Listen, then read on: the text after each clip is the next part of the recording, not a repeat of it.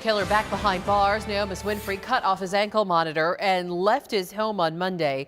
Tonight only on ABC 15, his mom explaining why her son set off the manhunt after just 2 months being paroled. ABC 15's Zach Crenshaw live in Phoenix for us tonight. And Zach, that's where Winfrey was arrested last night? Taken into custody by U.S. Marshals after nearly 72 hours on the run. And tonight, his mother telling us this statewide search may have all started because of a couple of beers. Paula'S Winfrey has spent 27 of his 45 years on Earth in prison. Went into prison at 18. He got out 2 months ago, paroled onto house arrest. He was allowed to go grocery shopping. It was kind of awesome just to see all these things that he could do. Mom Paula said he had big plans. His 5-year goal was to open up a restaurant. Winfrey may have thrown it all away on Monday when he cut off his ankle monitor. It started after a welcome home party. He had a beer, and it is a violation of his parole. His parole officer made him take a random urine test, then called him into the office the next day. He didn't want me to go with him, that he preferred I stayed home in case they violated him, so that I wouldn't see them take him away. But Winfrey, who was convicted of murdering a man in Tucson in the 90s, never went in. He cut off the ankle monitor out of panic. The parole officer called Paula to tell her the news. I felt like my life was going to end. I felt like my son was being taken away from me again. U.S. Marshals arrested Winfrey in Phoenix Wednesday night. The father wasn't armed and never even left the valley. He didn't have a dime in his pocket. Which is why Mom thinks he should remain free. Do you think he deserves a third chance now? I do. The Department of Corrections, though, told ABC 15 he'll likely spend more years in prison before that third chance is ever considered. Now, the Department of Corrections said Winfrey's home arrest will likely be revoked in a few weeks. If that happens, he'll go back to prison and continue to serve that 25 to life sentence. He also will have new charges filed for cutting that ankle monitor. Live in Phoenix tonight, Zach Crenshaw, ABC 15, Arizona. Hello, my name is Paula White, and I am Paula'S Winfrey's mother. This interview is going to be regarding family, friend, and support video. And it's about the truth about my son and what actually happened. To just set the record straight regarding my son and the reason that he cut off his ankle monitor, I gave several news people a chance to report the story fairly, and it was reported inaccurately. It wasn't anything like the interview that they had with me. They cut out all the positive things that I was sharing with them about my son, and that's what I would like to do right now. My son arrived home, and he hit the ground running. He was doing everything that was expected of him. He did nothing to violate his parole, although he was threatened every day almost by his parole officer of being violated. And he always had stories about how he had to apprehend someone and violate them.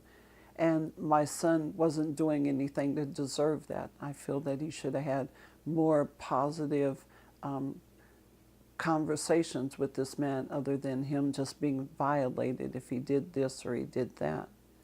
And the news people inaccurately reported it. They made it sound like he was drinking beer at a welcome home party. My son had been home 2 months before he even had a beer. And it's not a major violation.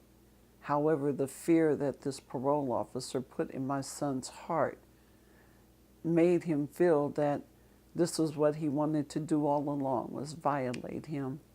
And then when he had a UA that came back showing he had drank, he panicked, and that's what happened. And 26 years in prison, it doesn't make any difference what I say. I've never did 1 day in prison, and he has. And the thought of him going back scared him, and he did something that he shouldn't have did.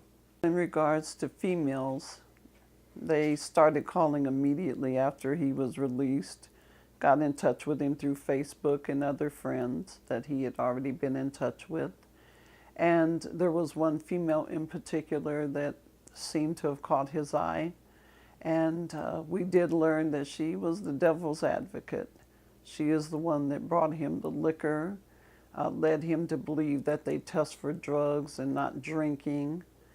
She even went as far as to tell my son that she was pregnant by him. He was only out 2 months, but she was pregnant by him. But what she seems to forget is that she told me that she had some type of implant for birth control. So that told me right there what her character was. However, it happened. I believe in a call that her and I had. She's the one that took him to the parole, or was to take him to the parole office that day that he was called in because of the UA. I believe she told me in a phone call that she helped him to cut that ankle monitor off. I would even go as far as to say she is the one that turned my son in for the money. I believe she went through silent witness because I was told that she was pulled over for a traffic stop by the Special Task Force for the DLC.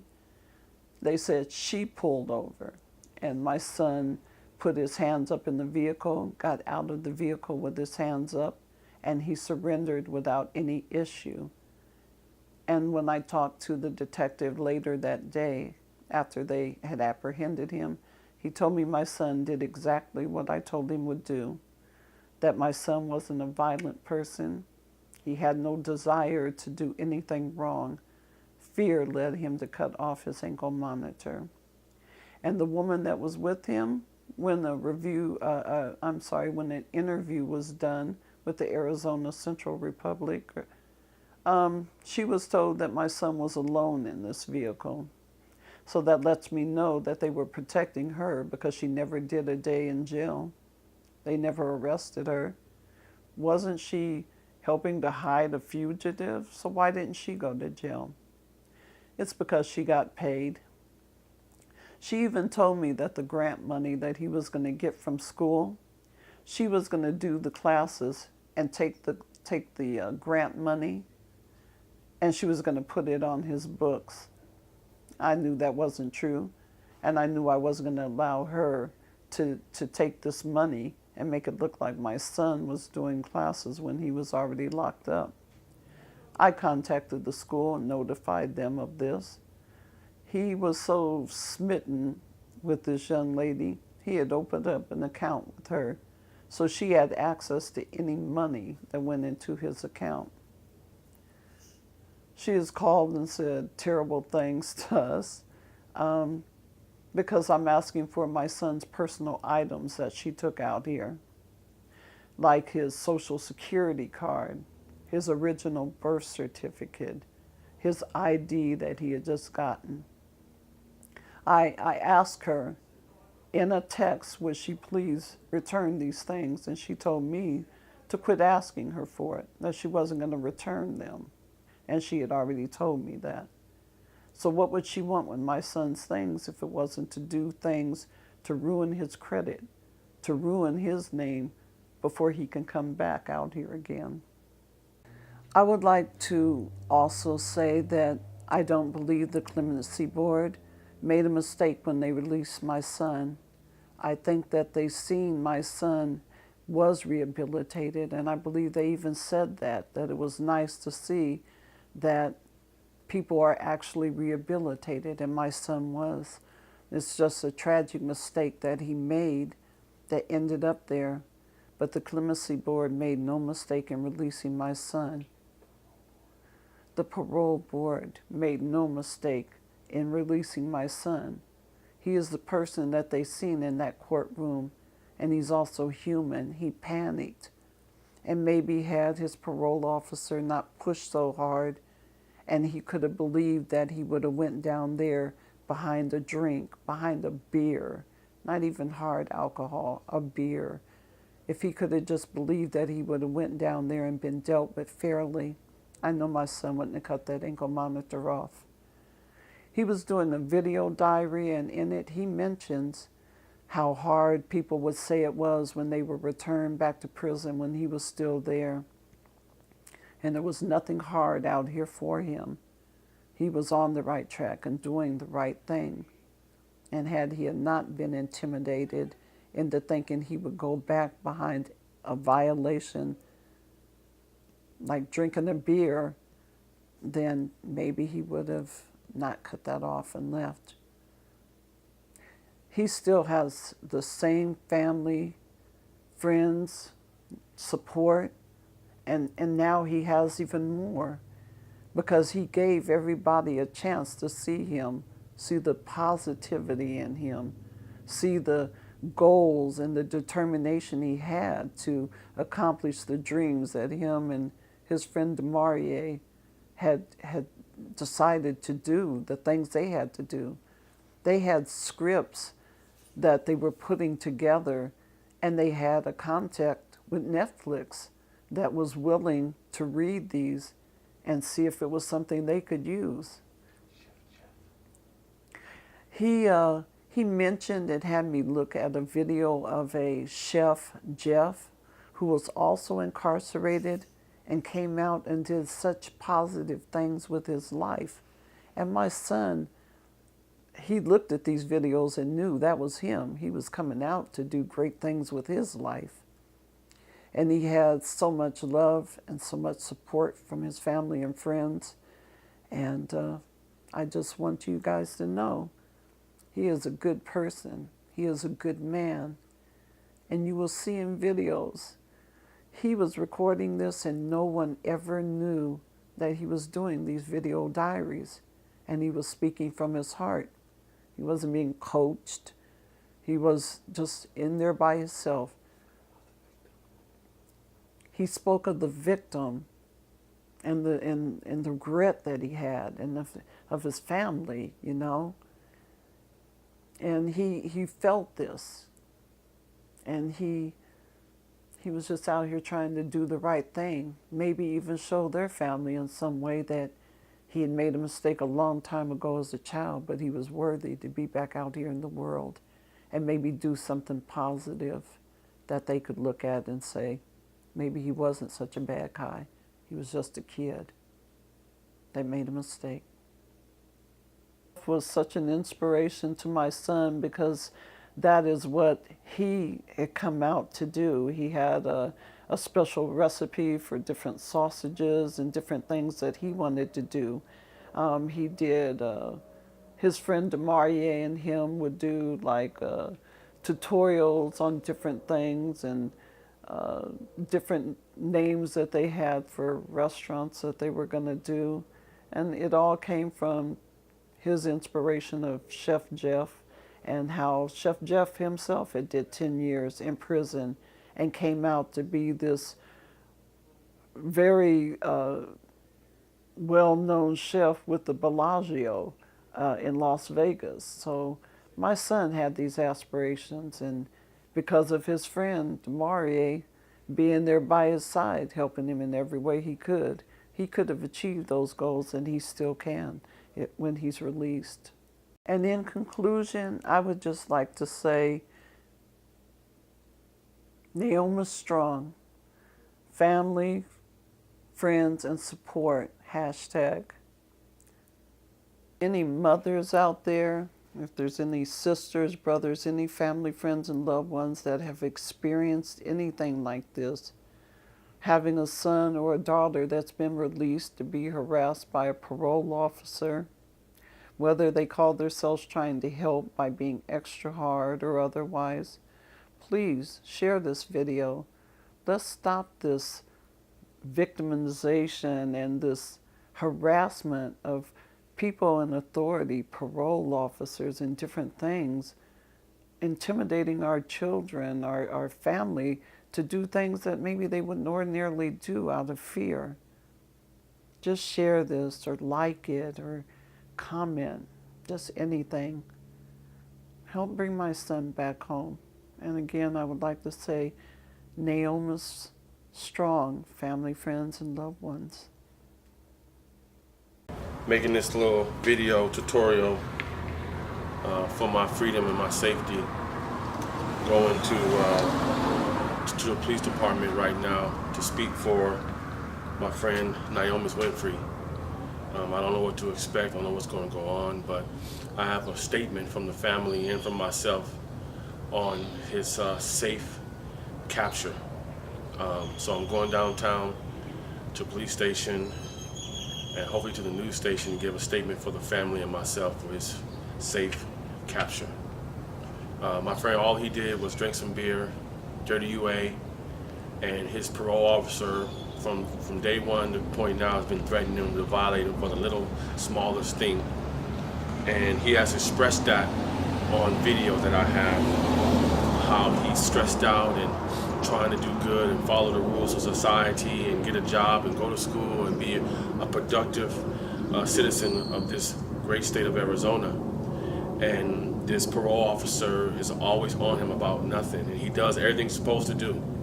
He does everything he's supposed to do. He's not in trouble, and now he lost it, you know, stressed out, and mindset changed, and now he cut off his bracelet, and they're looking for my partner, my friend, my homeboy. I mean, I've been waiting 5 years for this dude to get out so we can follow our dreams and do positive things, and now this. So I took the day off of work, and I'm going downtown right now. It's 8:30 Wednesday, and plead for his safe capture. He has no weapons. He hasn't hurt anyone. He hasn't committed any new felonies or anything. So this video is going to be my capture of what's going on. So when they record me or videotape me, giving them my statement from the family and myself, I'm gonna have my own camera recording what I say, because I don't want people to misconstrue or they twist it or put on the media what they want to put on there. Because even if I did know it was that, I would never say. I'm not made that way. We don't do that where I come from, period.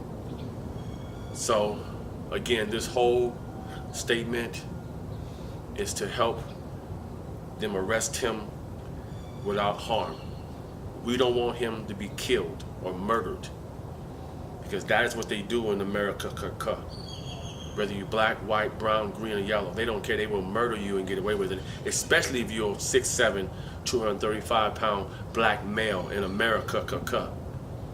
So I want to show them, the newscasting and the law enforcement, that my dude is no harm. Bring him in with no problem. He wants and desires to do good. He made a mistake. He panicked. A little bit of drinking. He had 1 month to go. 1 month to be free. 1 month, that's it. There's no other way, no other reason why he would cut off his bracelet unless his mind frame was out of whack based on his parole officer nitpicking at him about every single thing, even though he was following the rules. I have video of that. He recorded on his own, showing sympathy for the victim, showing sympathy for himself, for his family, for his mom, for society, and still he pressed on to be positive, and it wasn't good enough. And now they made my dude break, and now they want to capture him or kill him or shoot him, or they're always on the news talking about how he's a murderer, this and he's a do this and that. So I'm here to videotape our statement and hopefully come to a peaceful resolution, so that the parole board who let him out knows for a fact that they did nothing wrong, that they did the right thing by letting Paula'S Winfrey free. Hello, ladies and gentlemen. We're here with my partner. Just got out, just got free, and we spent some time together. Known this cat for almost 15, 20 years. And you know, we're working on this production company together, writing, producing, working together as a team to follow our dreams. Anything you want to say, Mr. Free Man? Yeah. Life is good. Yeah. Life is good. Living only get better. This is our first time on camera together. It is. Everything is a first. Everything is a first. Beautiful times. So how you feel about being free, man, after 25 years, bro? After 25 years, getting acclimated, there's a lot more that I can do, a lot more that I get done. Educated cat, educated, humble, nice. I mean, we all educated ourselves in the penitentiary, read out the same books, Yeah. been involved in the same situation. A lot of, unfortunately, race riots that messed our brain up. Yeah. As you see, our back is against the wall. Yeah, literally. We both have PTSD, and so you know we're both working on the same thing. Yeah. I'm happy my dude's free, man. His joy is my joy, man. I mean, I never had nobody. You know what I'm saying? Yeah. A brother, somebody I love. You know, you mentioned the PTSD and the race riots in prison. You know, it does a number on you mentally, and it takes a strong mind to be able to get over it because, you know, you'll be a hateful, hate monger. You know what I mean? Just prejudice. Yeah. And all these different Not trusting things. nobody for no reason. You know, they prove to you over and over that they're not trying to hurt you. Just for some reason, it keeps popping back up. Our brain says no. Because of all the shit that you go through. Yeah. Yeah. So.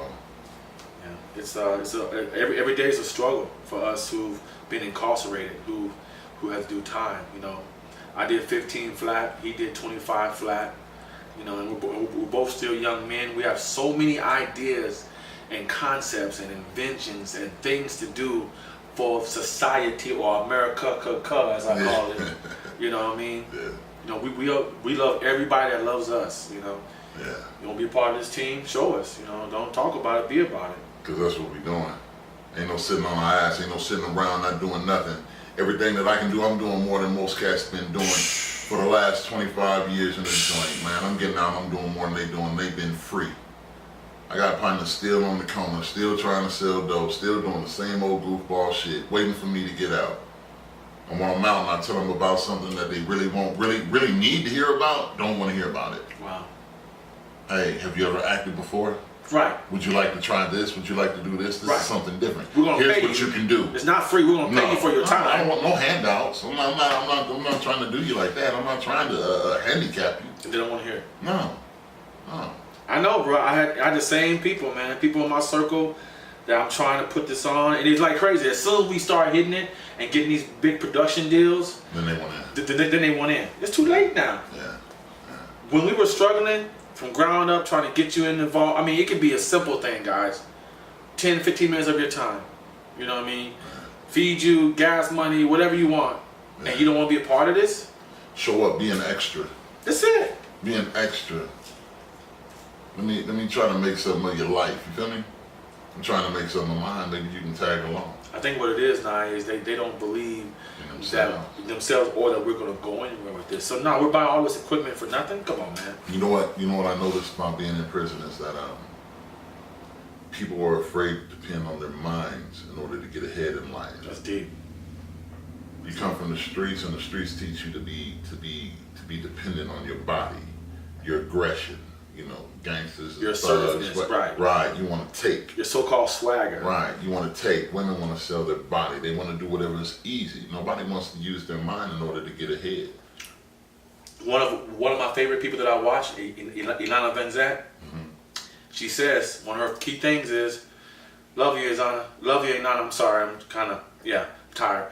But one of her things is, do the work. Do the work. And you're going to get rewarded for it. It's not going to come to you for free. Yeah, but that's what they want, though. You know, they hear the songs, they watch the movies. They don't want to be behind the scenes. They don't want to make the movies. They want to get to the end product. Right, and to just get paid. Yeah. What, immediate gratification? Yeah. So that's what book I read called A Vision for Black Men. That's what they talk about. We're a cocoon. To us, prison was our cocoon. And when we were caterpillars. Yeah. And then after a caterpillar and a cocoon, what comes out? A butterfly.